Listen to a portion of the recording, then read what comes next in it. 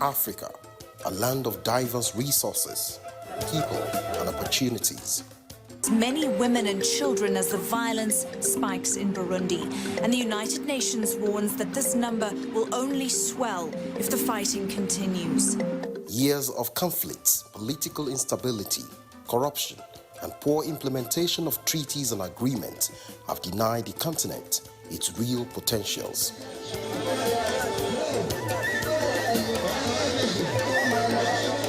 Trade is an integral economic and social component of livelihood, and Africa has a huge history in this regard. The gross imbalance of trade between Africa, China, the United States of America, Europe, and parts of Asia have made countries in Africa net importers of finished goods and exporting mostly its raw materials. Intra-African trade is the lowest around the world, with only 15% of African export go to other African countries compared to intra-trade levels of 58% in Asia and 67% in Europe. The Africa Continental Free Trade Area, AFCFTA, is an homegrown initiative by the African heads of state. It is the flagship project of the African Union's Agenda 2063 and a key initiative in industrialization and economic development of the continent. What the CFTA is just an agreement that says, rather than have all these small economies that we have, 1 million here, 1 million there, 2 million here, of all of those, suppose we come back and we say 1.2 billion people instead of 1 million, 2 million, 3 million. Suppose we have that kind of market. Suppose we say, let us open up our borders. Too many borders that are over 80,000 borders around that are not very useful in terms of our interactions. People have to move from there to there. People have to sell things. So that is the basic way to let people understand how this impacts them. Africa is a big continent, actually the second largest continent in terms of population, in terms of size. Okay, but unfortunately, we're not talking to ourselves business-wise. We prefer to get things at a highly exorbitant prices from the Western world, from China, from all the rest of the world, except talking to ourselves. That does not promote quality living for us. We're a low-income region, so we needed to close the gaps, make sure that we begin to be sensible. It will mean that we will have to promote regional integration, which is at the moment lacking. The Continental Free Trade Area is expected to bring together all 55 member states of the African Union, covering a market of more than 1.2 billion people, including a growing middle class and a combined domestic product, GDP, of more than $3.4 trillion. In terms of numbers of participating countries, the AFCFTA will be the world's largest free trade area since the formation of the World Trade Organization, WTO. The main objectives of the AFCFTA are to create a single continental market for goods and services with free movement of business, persons, and investment. It will also boost intra-African trade by about 52.3%, as estimated by the Economic Commission for Africa, thereby leading to accelerated industrial development of the continent. So far, 52 countries have signed the consolidated text of the agreement establishing the AFCFTA. Only 3 countries have yet to sign the agreement, namely Nigeria, Eritrea, and Benin Republic. Similarly, 24 countries have deposited their instrument of ratification for the full commencement of the AFCFTA. The United Nations Economic Commission for Africa, in partnership with the African Union and other strategic partners, have organized fora at engaging with critical stakeholders across the continent. Productivity means painful losses. When you produce too much, farmers are punished. When they produce too little, they're punished because the markets are not working. Bigger regional markets, expanding the playing field creates bigger supply chain. What you have to remember is Africa before colonialism there were no borders. You have to follow the traditional routes of grain trade, where it takes you from country to places, and we follow just basically the same old trade routes. And what the CFTA promises is to bring us back to those days where there were no borders or boundaries for traders to move. These initiatives are to ensure that the technical issues are adequately examined to guarantee effective implementation of these agreements. We need to ask ourselves, will a Made in Africa branding strategy be a useful one? It is very nice to have the individual countries, Made in Nigeria brand, Made in Kenya, proudly South Africa, Made in Ghana. That is very good. But would it make sense to have a Made in Africa branding strategy? Or would the sovereignty of the member countries take precedence over a continental branding strategy? I don't have the answer to this, and it's something I would like to get your thoughts on in the course of the conversation. The fora organized by the Economic Commission for Africa have explored opportunities of engagement in specific sectors and relevant fields, namely provision of critical infrastructures such as roads, upgrade of facilities and operations at the ports, tariffs and custom levies, among others. The recently concluded African Trade Forum in Addis Ababa, Ethiopia, had its focus on the pharmaceutical industry. Experts from around the continent gathered to brainstorm on the impact the AFCFTA will have on the sector. Under the framework of the CFTA, we are talking about e-commerce, and we are talking about Africa producing a framework for e-commerce. We can actually go to these global platforms with a position that has been negotiated as a continent because we are negotiating the CFTA. So as we talk about the CFTA, we are actually beginning to have those conversations on more global issues, which allows us, as we go to those global platforms, to be able to talk with one voice. Something that I always like to talk about, which is particularly important, related to e-commerce, is intellectual property rights. The second phase of the CFTA discussions is going to be on intellectual property rights. This is very important, of course, for the pharmaceutical sector, but it is even more important for our youth that are developing new applications in the technology sector that need to ensure that their innovations are protected, that they can actually get to that pathway to prosperity with these innovations. And I think that having, first of all, an African conversation around intellectual property rights is particularly important in how we frame the conversation when we get to the global stage on intellectual property rights. We also realized and have learned over the years of Africa's independence that the systems of trading that have been in place long before we became independent nation states have actually remained firmly in place and have given undue advantage to the dominant global multinationals and made it difficult for Africans to build big corporations and be successful. And this has been exacerbated by the fact that African countries for many years did not wake up to the idea of regional integration, of creating markets that allow scale, of created markets that are homogeneous in terms of regulation. This is where trade agreements, the relaxation of trade agreements becomes beneficial to the pharmaceutical industry because the cost of exporting is very high if you've got tight trade barrier tariffs. Or importing your APIs, if those are expensive, it becomes very expensive to do this industry. And then what happens is that the Minister of Health will look at the cheapest tablet, irrespective of where it comes from, but that does not help the Horn, does not help Africa.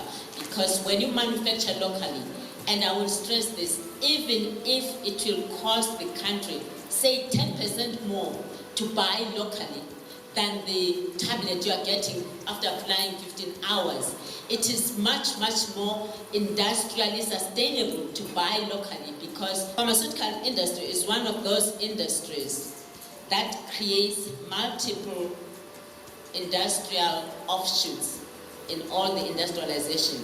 You've got your service providers, electricity, water.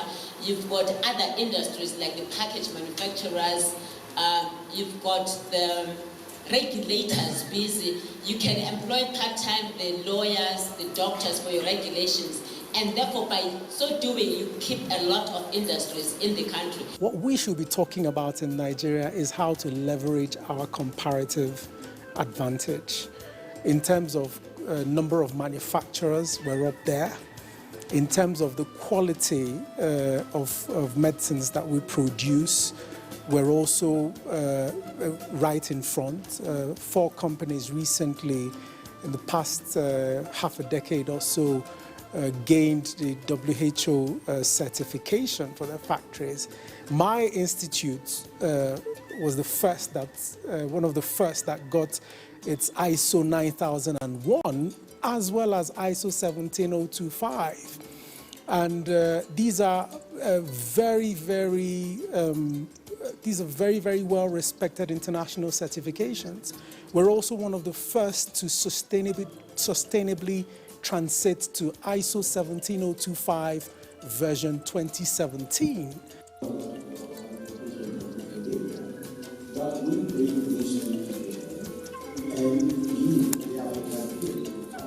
The prospects of job creation and youth empowerment were also highlighted at the Addis Ababa conference, where the issue of capacity amongst the youth was identified as integral to the success of the AFCFTA. There has been so much promises for the youth, employment, fluidity in terms of you being able to move from your country of origin to other countries in Africa because of skills and all that.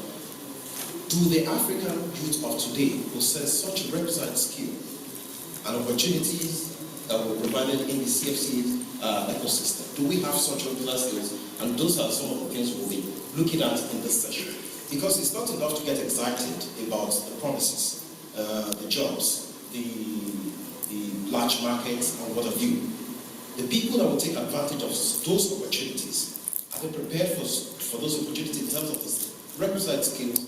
And this is what this session will be looking at. So I'll come back to Mr. Johannes to tell us what are those things do we need as African youth to compete, to be relevant with all the promises and all the gains that we're looking at. Because it looks to me like we're planting a seed and already we are beginning to eat our food. Do we have the requisite soil and the manure to grow the seed of the CFCTA that was planted today? Can the youth of Africa key into that future? You really have to have comprehensive programs designed to make jobs available for a large number of people.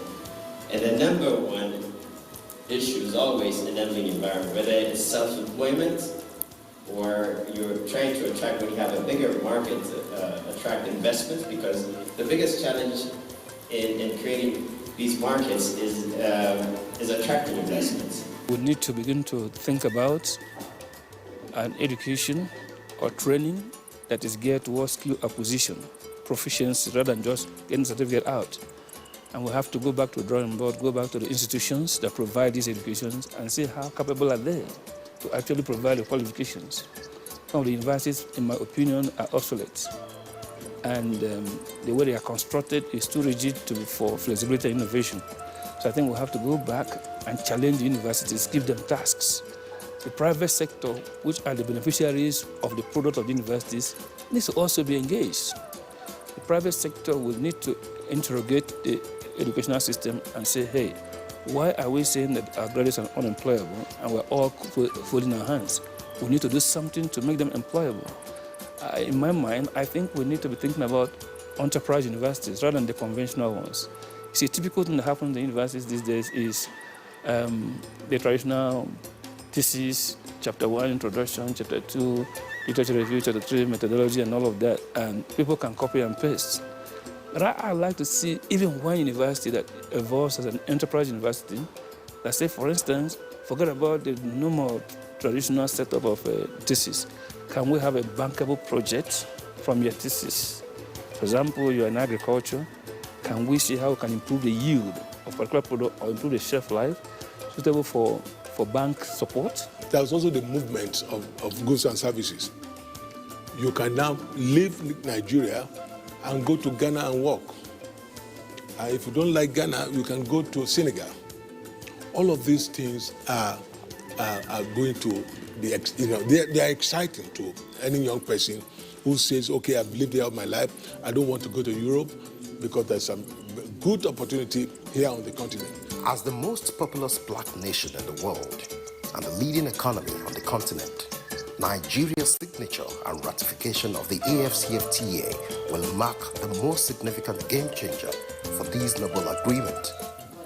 When countries raised some flag, whether it is red or yellow, against Nigeria to say, look, Nigeria have refused to sign the AFCFTA, some of us said, no. Are you sure you're not making a mistake? Because Nigeria wanted to look before it leaps. That's exactly what Nigeria was doing. And that's exactly what Nigeria is still doing right now. And of course, what we did, by raising our internal query, raising our internal concerns, raising our internal challenges, raising our internal worries, has now brought the AFCFTA to the main domot, in quote. And people now know more about it. Before the consultations and sensitizations that took place, 99% of Nigerians, quote me anywhere, never knew anything about AFCFTA. But today, it's almost becoming a household name. Why? Because of the noise that, people made.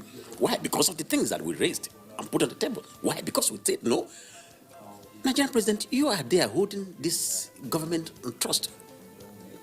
And we gave you that trust. You cannot betray that trust. You are therefore there to represent us.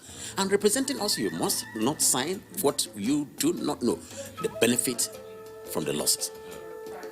It's important for us to, undertake a journey that leads to the final destination that is known. Not a destination that you do not know, that takes us to anywhere. It could be in the ditch at the end. Therefore, statistics, evidence-based studies and analysis are key and monumental to our progression. And that's exactly what we've done. What is the result? Today, you can see many countries are hailing Nigeria now. Not even one country of all the 53 or 54 countries of Africa undertook the journey we took. They never consulted among their people. We have done east to west, north to south, political and economic consultations in the country. We have rejigged our trade policy, and now there is a final process of putting it in a package that goes up to the president. But there's never been a reservation, and I'm on record, there's never been a reservation by Nigeria on the AFCFTA. Look at the speech by Nigeria's first foreign minister and our first prime minister, 24th of May, 1963. The very first meeting of the Organization of African Unity. Nigeria made the case for the African Common Market. It had to take the OAU and the AU to 2012, to the 18th Ordinary Assembly, to have a decision to move ahead with the AFCFTA. And only until Johannesburg in 2015 to actually launch the negotiations. I believe that within the next couple of months, these things will be signed. I think we are so near it because many things have been addressed. Even government itself has done its own studies, and the results has not been a bad one. Manufacturing Association did a study looking at trade trends in many African countries in order to see how Nigeria will fare. The result, I'm told that the study will be released very soon. So these things are converging now, and we are going to sign. When we sign, we will ratify. Then it will be left to businesses, the private sector, to see what is it that we can do to get an advantage, from CFTA. President Muhammadu Buhari, a true Pan-African leader and one committed to the development of the continent, will no doubt lead the way and ensure that Nigeria takes its rightful place in the emerging economic ecosystem in Africa.